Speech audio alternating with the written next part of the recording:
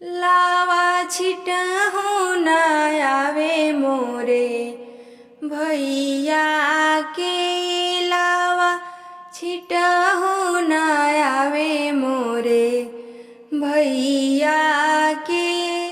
लावा छिटहु न आवे मोरे भैया के।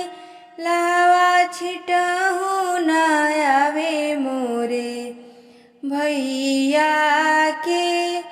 अंगूठा धरहि न आवे बह नैया के। अंगूठा धरहि न आवे बह नैया के। अंगूठा धरहु न आवे बह नैया के।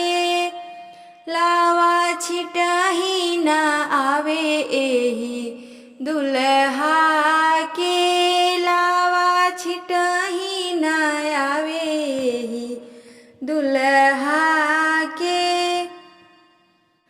हथवा धरी के बता द मोरे भैया के। हथवा धरी के बता द मोरे भैया के। हथवा धरी के बता द मोरे भैया के। हथवा धरी के बता द मोरे भैया के। लावा छिटहि न आवे मोरे भैया के। लावा छिटहि न आवे मोरे भैया के।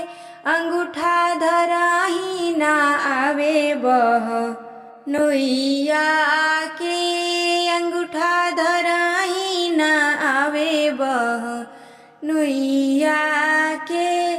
कनवा धरी के बता द बह नैया के। कनवा धरी के बता द बह नैया के।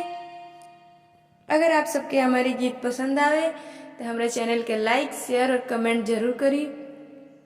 और अगर चैनल पे नया बानी या हमारे चैनल के सब्सक्राइब नहीं कैले तो कृपया आप सब हमारे चैनल के सब्सक्राइब करी, ताकि जब भी हम गाना अपलोड करें तो सबसे पहले नोटिफिकेशन आपके लगे पहुँचे।